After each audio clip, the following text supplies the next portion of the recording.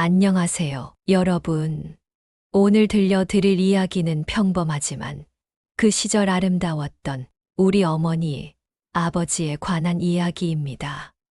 1960년대 경상북도의 작은 산골 마을.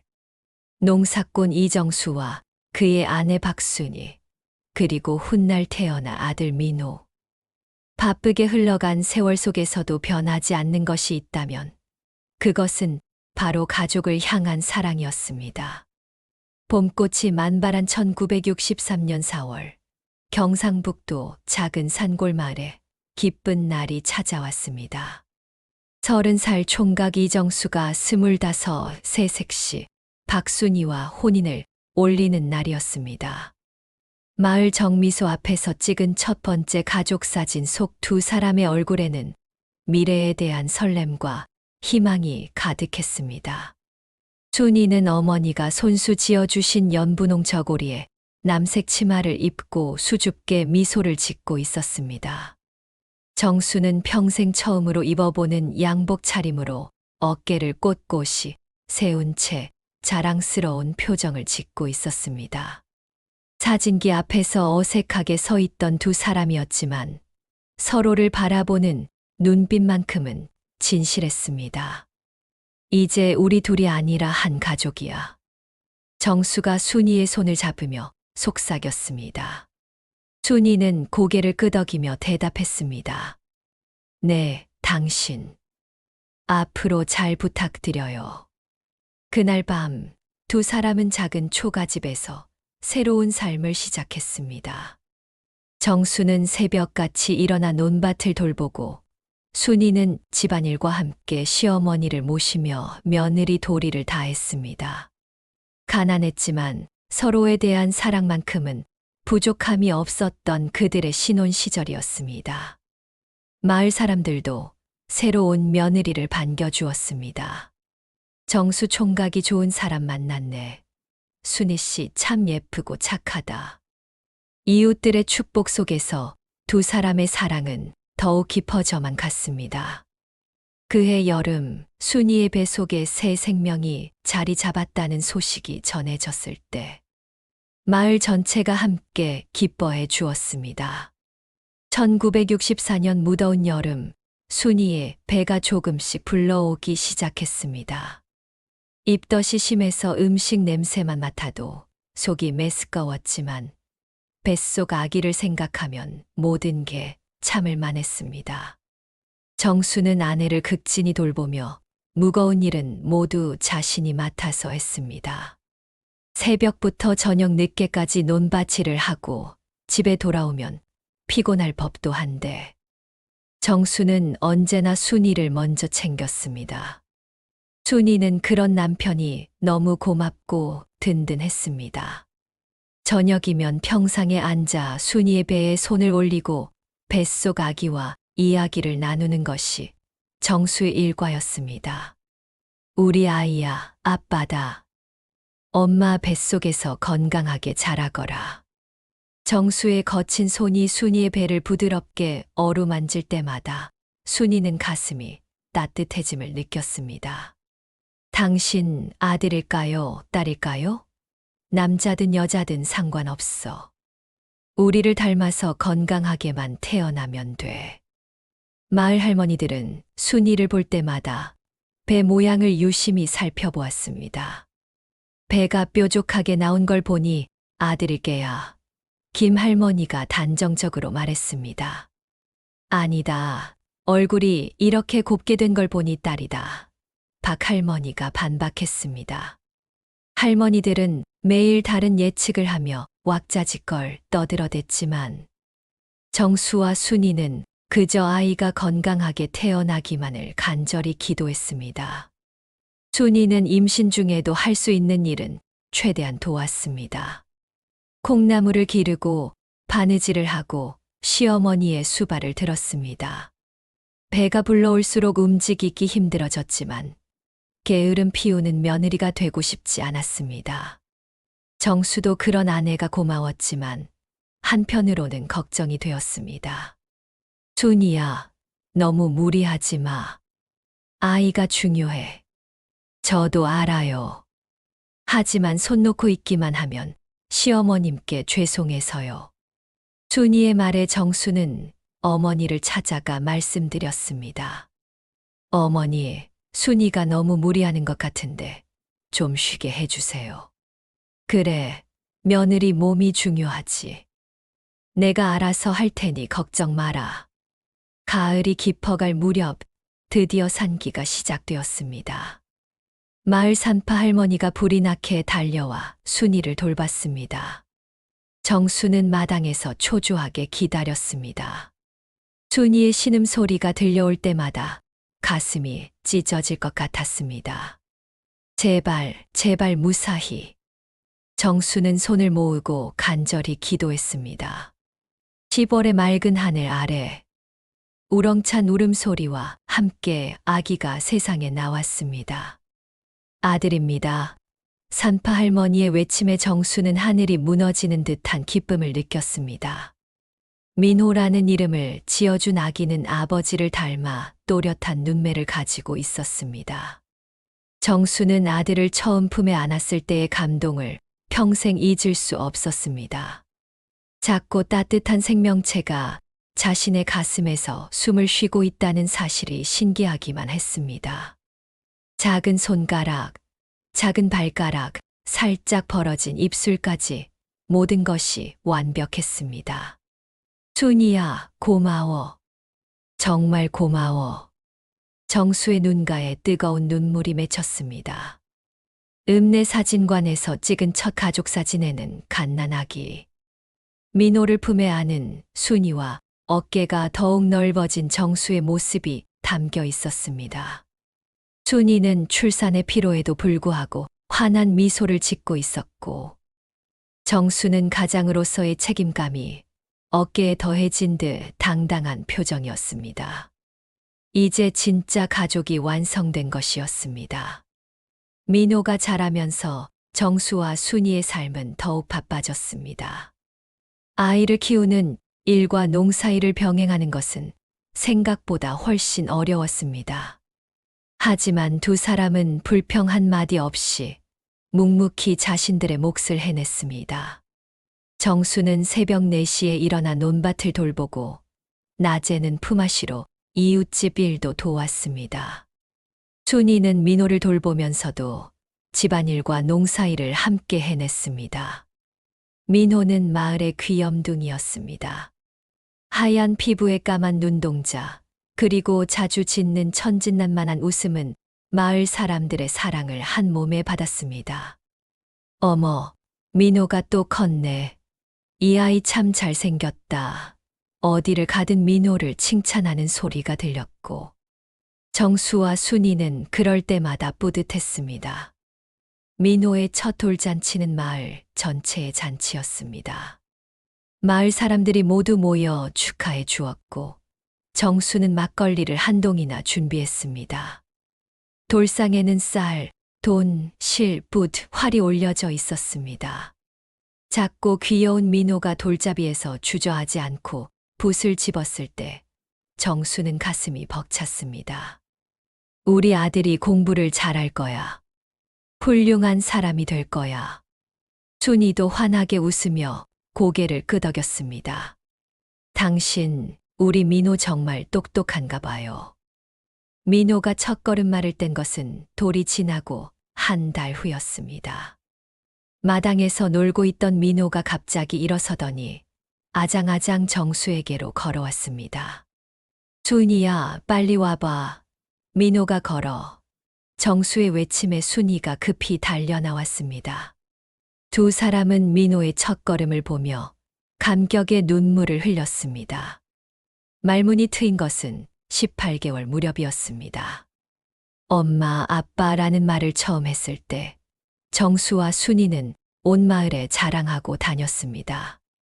매일 새로운 단어를 배워오는 민호를 보며 두 사람은 아이의 미래를 그려보았습니다. 이 아이는 꼭 공부를 시켜야 해. 정수의 다짐은 확고했습니다. 하지만 현실은 녹록치 않았습니다. 농사만으로는 생활비도 빠듯한데 교육비까지 마련하기는 쉽지 않았습니다. 정수는 우리 민호만큼은 서울로 공부하러 보내야 한다며 품앗이로라도 일을 더해서 돈을 모으기 시작했습니다. 농한기에는 건설 현장에도 나갔고 장터에서 품팔이도 했습니다. 순이 역시 가만히 있지 않았습니다. 새벽마다 달장에서 계란을 모아 장에 내다 팔았습니다. 한 판에 50원 하는 계란을 팔아 한 달에 3,000원 정도의 수입을 올렸습니다. 농한기에는 마을 안악들과 함께 삭바느질을 해서라도 가게의 보탬이 되려고 노력했습니다. 밤늦게까지 바느질을 하다가 손가락에 바늘이 찔려 피가 나도 참았습니다. 두 사람의 손은 점점 거칠어졌습니다. 정수의 손은 굳은 살로 딱딱해졌고 순이의 손은 바늘구멍과 거친 일로 상처투성이가 되었습니다. 하지만 민호를 바라보는 눈빛은 언제나 따뜻했습니다. 아이가 재롱을 부릴 때, 새로운 말을 배워올 때, 그림을 그려서 보여줄 때마다 모든 피로가 사라졌습니다. 당신 많이 힘들죠? 어느 날 밤 순이가 물었습니다. 정수는 민호의 잠든 얼굴을 바라보며 웃었습니다. 뭐가 힘들어? 우리 민호를 위한 일인데. 이 아이가 잘 되는 게 우리 꿈이잖아. 그들의 청춘은 아이를 위해, 가족을 위해 기꺼이 바쳐지고 있었습니다. 가난했지만 꿈이 있었고 힘들었지만 사랑이 있었던 그 시절이었습니다. 민호가 5살이 되던 해 마을에 초등학교가 생겼습니다. 정수와 순이는 민호가 학교에 다닐 수 있게 된 것을 무엇보다 기뻐했습니다. 이제 우리 민호도 글을 배울 수 있겠네. 정말 좋은 세상이 된 것 같아요. 두 사람의 꿈이 하나씩 현실이 되어가고 있었습니다. 세월이 흘러 민호는 20살 청년이 되었습니다. 부모님의 피와 땀으로 이루어진 정성 덕분에 서울의 명문대학교에 입학할 수 있었습니다. 입학 통지서를 받던 날, 정수와 순이는 기쁨의 눈물을 흘렸습니다. 드디어 우리 꿈이 이루어졌네. 정말 고생한 보람이 있어요. 하지만 서울로 떠나는 민호는 이미 다른 생각을 하고 있었습니다. 도시의 화려함에 눈이 먼 민호에게 고향은 점점 부끄러운 존재가 되어갔습니다. 고층 빌딩과 네온 사인이 빛나는 서울, 세련된 친구들과 교수들 사이에서 촌스러운 사투리를 쓰는 자신이 초라해 보였습니다. 친구들이 부모님 직업이 뭐야? 라고 물으면 사업하신다고 둘러댔습니다. 농사꾼이라는 말은 차마 할 수 없었습니다. 명절이 되어도 민호는 집에 내려오기를 꺼려했습니다. 공부할 게 많아서 못 내려가겠어요. 라는 전화 한 통으로 부모님의 기대를 저버렸습니다. 가끔 내려와도 불평만 했습니다. 시골 냄새 난다. 답답해 죽겠어. 빨리 서울로 올라가고 싶다는 말들이 정수와 순이의 가슴에 비수처럼 꽂혔습니다. 대학 친구들과 있을 때는 더했습니다.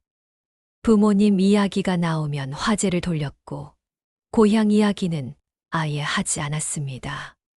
친구들이 너 고향이 어디야? 라고 물으면 경북 쪽이에요 라고 대충 얼버무렸습니다.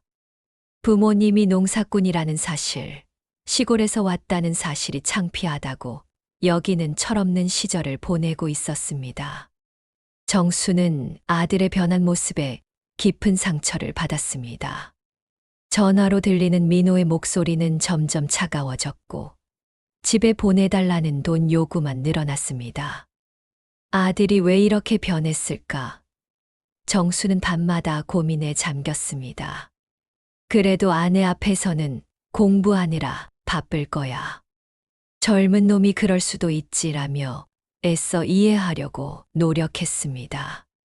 하지만 순이는 남편이 밤마다 한숨 쉬는 소리를 놓치지 않았습니다.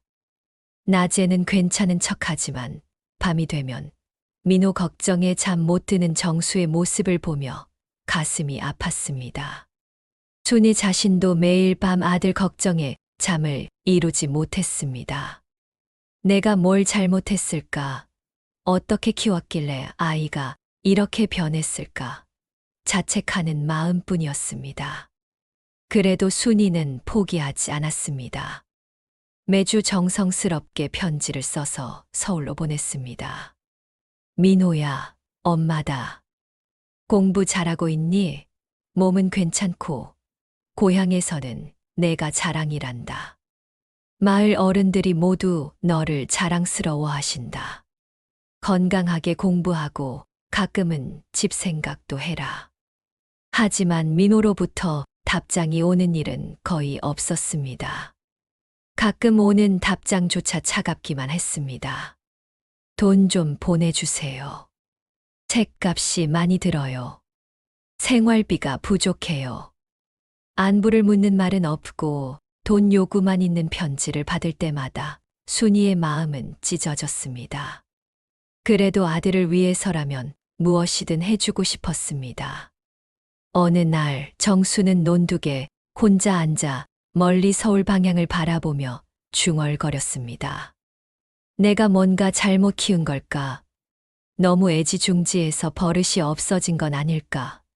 마음속 깊은 곳에서는 민호를 원망하는 마음도 들었지만 곧 자신을 탓하는 마음이 더 컸습니다.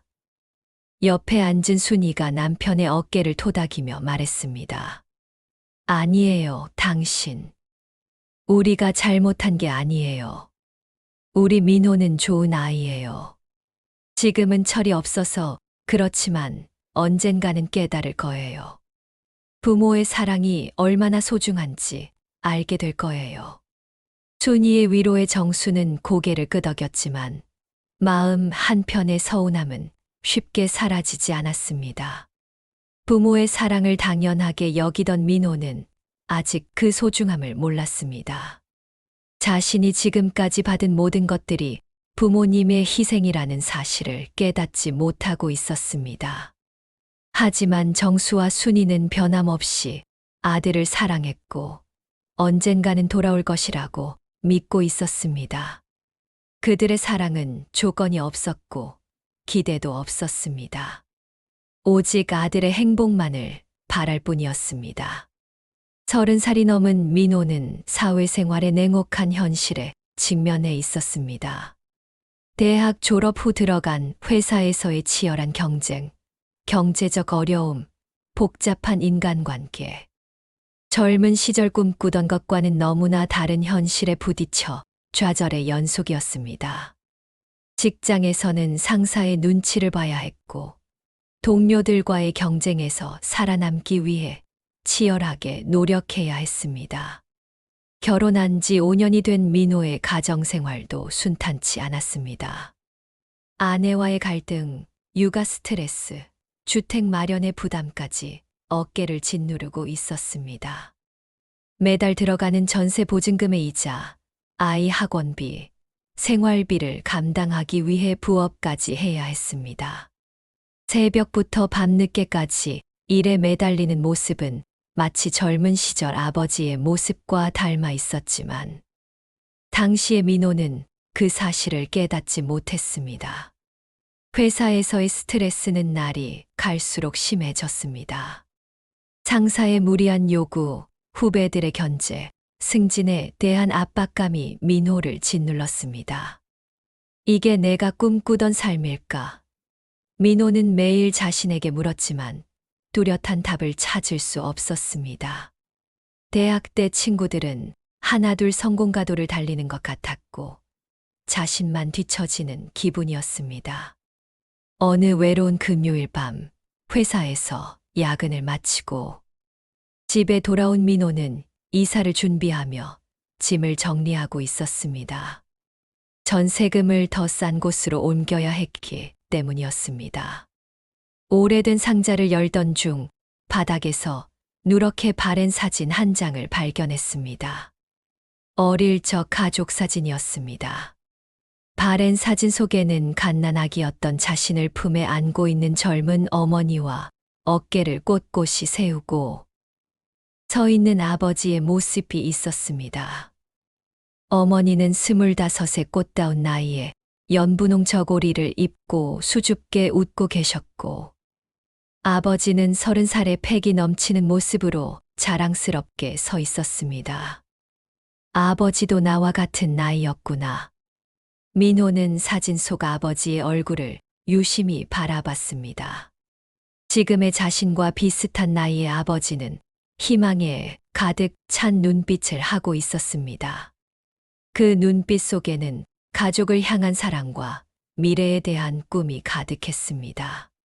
하지만 동시에 어깨에는 가장으로서의 무거운 책임감도 느껴졌습니다. 그제야 민호는 깨달았습니다. 아버지도 한때는 자신처럼 젊었고 꿈이 있었으며 자신만의 고민과 걱정이 있었다는 사실을 말입니다. 그런 아버지가 자신을 위해 그 모든 것을 포기했다는 사실. 자신의 꿈을 접고 오직 아들의 미래만을 위해 살아온 세월들이 새삼 고마워졌습니다. 내가 정말 바보였구나. 민호의 눈가에 뜨거운 눈물이 맺혔습니다. 그동안 당연하게 여겼던 부모님의 사랑, 자신을 위해 희생했던 그 소중한 시간들. 묵묵히 뒷바라지에 주신 그 마음이 얼마나 큰 것이었는지 이제야 알겠습니다. 사진 속 아버지의 손을 보니 이미 굳은 살이 배겨 있었습니다. 20살도 되기 전부터 농사일을 해온 흔적이었습니다.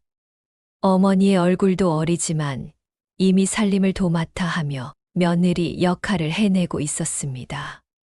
그 젊은 나이에 얼마나 많은 책임감을 가지고 살았을까 생각하니 가슴이 먹먹해졌습니다. 민호는 자신이 지금까지 얼마나 이기적이었는지 깨달았습니다. 부모님이 농사꾼이라는 것이 창피해서 숨겼던 일들, 고향이 촌스럽다고 여겼던 마음들, 부모님의 사랑을 당연하게 받아들였던 오만함들이 모두 부끄러워졌습니다. 다음 날, 민호는 고향으로 가는 버스표를 샀습니다. 오랜만에 부모님을 뵈러 가는 길이었습니다. 버스에 몸을 맡기며 창밖으로 스쳐가는 풍경을 바라보며 마음속으로 되뇌었습니다. 아버지, 어머니 늦었지만 이제 알겠어요. 제가 정말 잘못했어요. 고속도로를 달리는 버스 안에서 민호는 어린 시절을 떠올렸습니다.